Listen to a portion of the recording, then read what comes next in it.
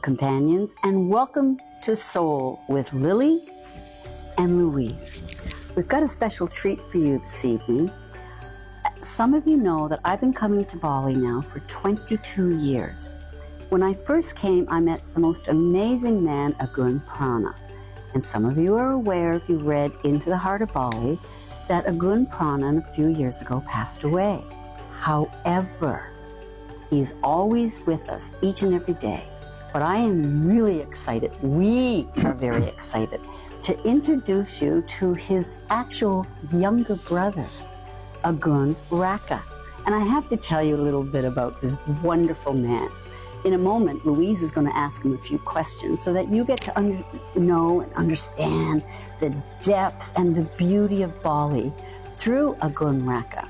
We're going to drop the name Agung and call him Raka because he's our best pal. One of the things that we love about him is that because he's our soul companion, he's with us every day, teaches us the depth and the spirituality of this beautiful place called Bali. The question I'm asking you and that Louise is going to be asking Raka is, are you called to Bali and why? So let's hear what Raka has to say about his home here in Bali. So first of all, my experience here in Bali, this is my second time coming to Bali. So I have had the pleasure to meet Raka for the first time, and I'm honored to call him my soul brother.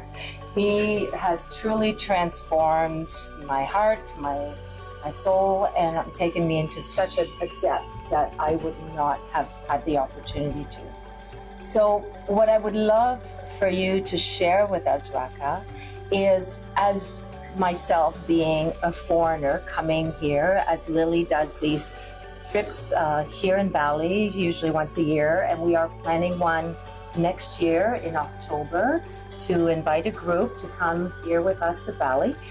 What is the transformational, what is the soul of Bali that you've introduced us to that helps transform foreigners like me? Yeah, and you're our brother. You're a brother. Thank you for the opportunities that the Spirit gave me personally to meet nice people like you, and who are now not only a friend, but you are a family.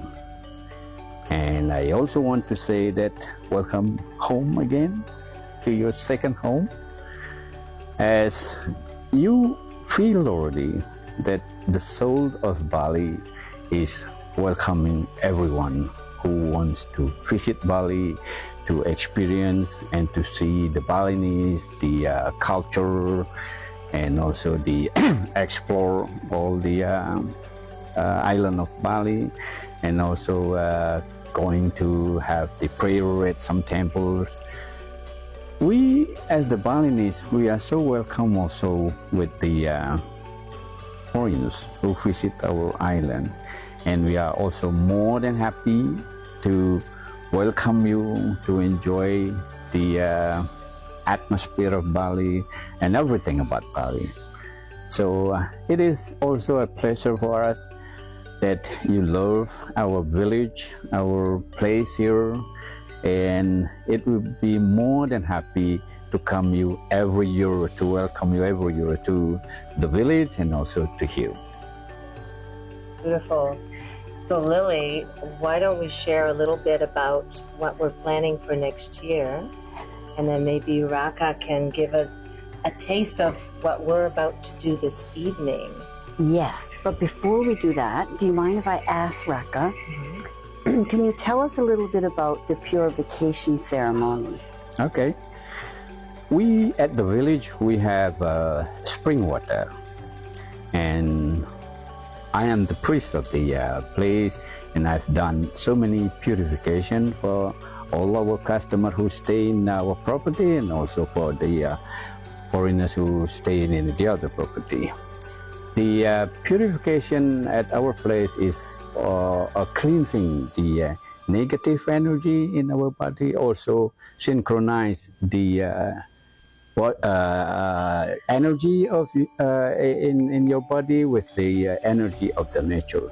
So by that, the negative energy will be little by little gone from your body. So you will get less a bad day in your life. And could you tell us a little bit about the black and white? You know, as you know, I channel Ratu Nien, and I always wrap her in a scarf that's black and white. And when we go to temple tonight, you're going to see that. What is the symbolism of the black and white? The black one, for the Balinese, the Hindu especially, Yes. we describe it, it's something negative. Yes. And the white one, something pure energy, which we get at almost all the temples in Bali. So every time we pray to the temple, we always expect that we get the white energy from the temples where we are going. Right. And we just took a picture of a beautiful gentleman this evening, which we're going to post later. And you can see beautiful white energy around his crown. Yeah. And as we say, you can't make that stuff up. Mm-mm. One of the things that I love most about Bali is the symbolism in everything. So the black and white in North America, and with my teachings and Louise's teaching, is embracing our light, but also embracing our shadow. We're so afraid of it. But when you're here in Bali, you find the perfect balance. It just is. We have that. We are that. So tonight, he's going to be taking us to 3 temples. Yep. So can you tell us about that? This temple, what we believe in Bali, is the spirit of the temple is the spirit who control the business on this planet. So when we have the business thing or trading or something in this life, then we need to get the blessing from this temple. And her name, of course, is Melanting. She's Ratu Mas Ayu Melanting. Yes. And that was Prana's, Agung Prana's, one of his favorite temples. And he did a lot of work in Penuturan, of course, with spirituality. And we're going to do another podcast later to really go deep into the work of your brother Prana and possibly have you with us so that you can answer any of these questions. Okay. But what was so unique about that temple where he put so much of his energy in? Wow. Yeah. This temple has so strong energy. Yeah. So everyone who are success in their business in Bali, that's because of this temple. Yes. That's why every 4th full moon is the ceremony of this temple. So everyone on this island, so they come for prayer at this temple. Usually they keep the ceremony at least 3 days to let all the Hindu or all the people in Bali come for their prayer. If they make it only once in a day, it will not be enough time for everyone to come. Okay, and this temple is actually open 24 hours a day. Correct. Because I've had the pleasure once in a while of sleeping there overnight. And the energy has been incredible. The priests of the temple, they are standing by there 24 hours, 24/7. Really? Yeah. Yes. Excellent. Wow. And what about Such an open heart. the open heart and welcoming, whether it's foreigners or Hindus themselves, those at home? There is also a gatekeeper. I remember the older woman that was there for years and years. Yep. A good friend of Agung Prana, Yep. and she was the gatekeeper. She since passed away, but I would always so look forward to her greeting. She was so lovely and sweet and divine. Yeah. Tell us about the other 2 temples we're visiting. The first one is the temple where we are going to pray tonight. The first one is Ratu Nyang temple, and then the second one is the Pasar Agung temple. The third one is the main temple where Ratu Mas, the spirit of Ratu Mas at the temple, the biggest one of the temple. And can you tell us a little bit about the offerings? Because we're going to be filming some of these tonight. And I saw these beautiful baskets that they're making for us. Yes. Yes, that offering, we call it Pajati. Pajati. It represents all the ceremony, all the offering that we bring to the temple, that's the symbol of all the offering that we should bring to the temple. So we put it in a small basket like that. It represents all the big offering that we should usually bring to the temple. So it consists of what we call dakshina, with the coconut on it. So we put some fruit, also the rice cake also inside. So we put everything. So that's why we call it pajati, because it represents all the big offering to bring to the temple. And all the offerings are grown right here in Bali. Right. Could you describe when we will be sitting in prayer tonight, that you've experienced, especially when you had your purification, and we are blessed, but there's 4 different stages each prayer. Could you go into a little detail? Yes, after the priest doing the prayer, then we do the 5-time prayer. 5 times. So the first one we use with no flowers, with the empty hand. With the position of the hand is right in front of your third eye. The first prayer is to get the witnesses to the god of the sun with the first flower. Right. So the second prayer with what we call kuangin, or we also can use the flower. We pray to the spirit of the temple, and the fourth, we pray to all the spirit from all the direction. And then the last one, we pray without flowers. So the philosophy of the prayer, so we start by 0 and end it by 0. So like the philosophy of our life, we born with bring nothing, and then we leave this planet bring nothing. 0 and end with 0. Everything is so symbolic. Yeah. Even when we did the purification ceremony, which is so special, and we'll get a chance to actually, Mango just fell. Yep. I just love this. It's for Andrew. We're going to get a chance to share some of the filming at some of the purification ceremony. What do the flowers represent? Are there certain specific flowers that have prayer or energy that's different, or it's the accumulation? What is the synergy of that? It's description of the energy of the person who are going to have the purification. The higher the energy of someone, the more flowers that we need to prepare or to put in the water for the purification. So like you, both of you who has the higher energy, higher spiritual, and also higher spirit who protect you always, we use more kind of flowers.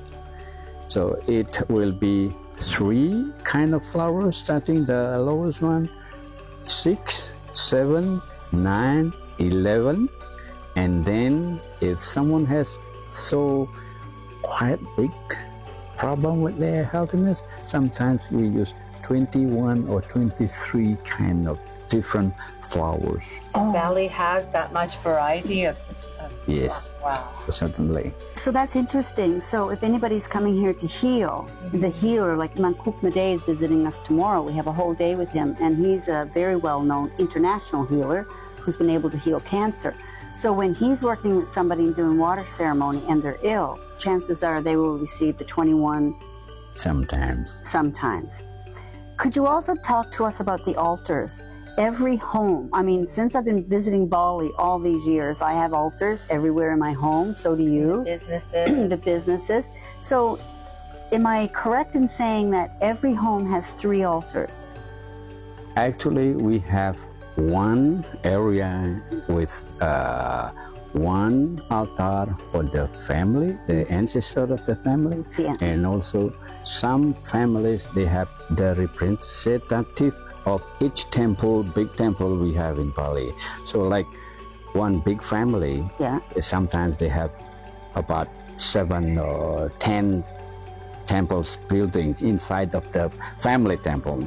So each temple, each building represent different big temple in this island. Oh, So, for example, our family at home, we have building which represent the Basaki temple, that's the big temple here. the mother temple. in Okay. Bali. So we shouldn't go to Basaki or during the holiday. So we can do it at our family temple, because we have the representative of the temple in our family temple. So is that why some homes, the temple will have 3 layers, 4 layers? Yes. And how many does it go up? 9? In the family, we don't have the most. No, No, it's only for the temple itself. itself. Yeah, so we have only the simple one, Right. because we don't want to be higher position than the main temple. Oh, beautiful. Yeah, so we should be lower than that. Right. So we pray from our the family temple. Okay, the tiers. So you're Yeah. TIERS. That's because in the old days, Yes. our ancestors, Yeah. they don't have cars to go to that temple. So that's why they pray from their own temple, our own temple. So we don't need to go that long to walk to go to the temple. Beautiful. So does every family group of temples, do they have a priest within the family? Most of the family, yes. Yeah. But the family who doesn't have their own priest, in the village, every village has their own priest. So these priests can do the prayer at that family. Okay. Any more questions? Because we are in for a treat this evening, and I have a funny feeling that after tonight, when our group experiences 3 temples, we'll be able to come back and go into more detail. Yep. The longer you stay in Bali, the more temple that you can visit. You got the confirmation? Yes, we got the confirmation. So anytime there's a gecko when we're talking, a gecko, it's always confirmation. Mhm. Thank you, Agung Raka, Brother Raka. It's a pleasure to Thank meet you so much for such a welcome and having such an open home to all of us. It's a pleasure for me. We love you. We love you too. Thank you. Thank you.